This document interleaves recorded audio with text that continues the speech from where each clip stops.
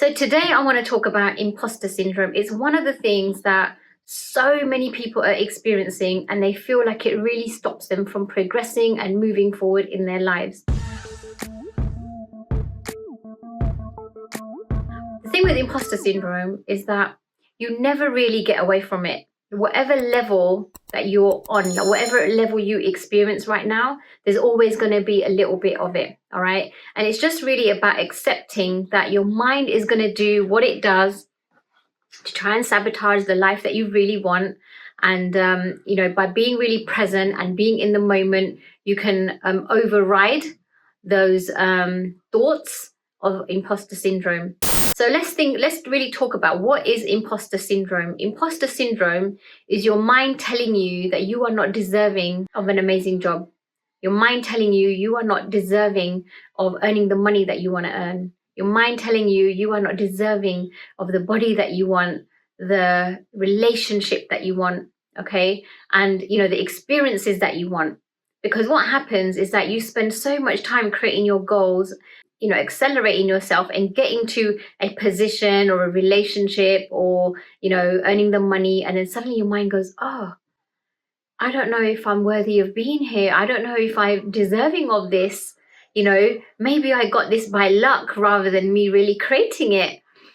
Because the reality is that you created the experience that you want, that you're in right now, whether it's, a good job, the money you're earning, the relationship you're in, or the body that you've got. You've worked so hard to get to where you're at. And so you created it, okay? From the actions that you took, from the belief that you had and the emotions and the visualizations that you've done, you created it. And now you're there, you're feeling like, oh my God, like maybe I just got lucky. Maybe it won't last. Maybe something will happen and it will get taken away from me. Like you start having these limiting beliefs. That's what imposter syndrome does, all right? It really has you believe that you are not deserving of the position that you're at now, all right? That you got lucky, that maybe, you might get caught out, all right? And the thing is that those thoughts are not you, right? So we've got to really understand that those limiting beliefs, those thoughts, those imposter syndrome thoughts are not you. Who is the you? You is the one who is creating the goals, the taking the actions, being present, doing all the things that you need to do to create the life that you want in the areas that you want. Your mind is designed to sabotage all of that. Why is that? Because of all the conditioning that you've had from your past, all right? From all the the experiences that you've had in the past, from the, the learnings that you picked up from your parents, from your siblings, from people that in the past, your teachers. You picked up their limiting beliefs to also become your limiting beliefs, all right? And that conditioning is what stops you, or what sits there constantly reminding you that, remember when you heard that, that's the truth, that's the truth, that's the truth.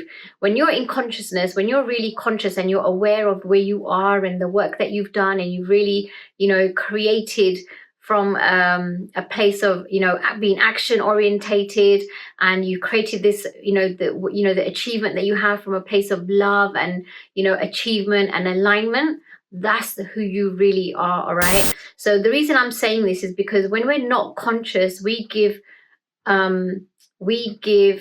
power to those imposter syndrome thoughts, all right, which are not who we are. Those thoughts, or our mind, is designed to keep us safe.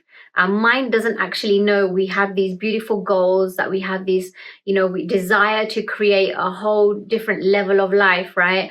Our mind is designed to keep us safe and is conditioned to come from fear, all right, to come from doing what we already know, all right? Whereas our consciousness and our creative side is what keeps us pushing forward. So that's the difference, really, all right? Is that, how much do you spend time in consciousness and creative energy, as opposed to the subconscious and the fear, all right? When we're in this fear, we're sabotaging everything that we want to create in our lives. We're sabotaging our future. We're sabotaging our goals.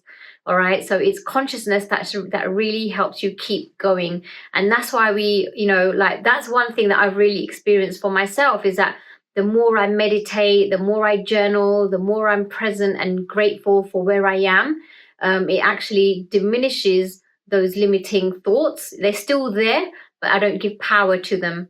All right.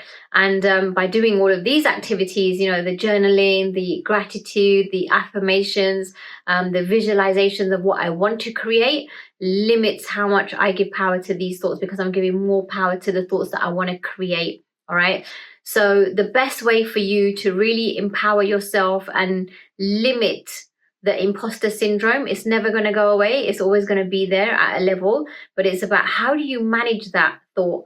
And the way to manage that thought is to constantly spend more time on the creation of who you are and what you're really aligned to in your conscious way of being. All right. So daily practice of gratitude, daily practice of affirmations, daily visualizations, and constantly focus on who you are and your purpose is what's going to drive you and keep those limiting imposter syndrome thoughts at bay. All right. So I hope that's given you something to really work on for yourself, and just really get that, you know, imposter syndrome never goes away, and just accept that it's always, you know, it's going to be a part of you, but it's up to you what you give power to.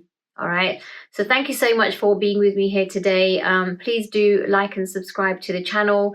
If you do want to connect with me, please do connect to my LinkedIn channel, my LinkedIn page, where I will be delivering regular content, and obviously you can send me a message if you would like more coaching around this topic. All right, so thank you so much, and I look forward to connecting with you and hearing your thoughts. If you do have any comments or you would like any advice around imposter syndrome, please do put a comment in the comment section below, and I will get back to you. Thank you.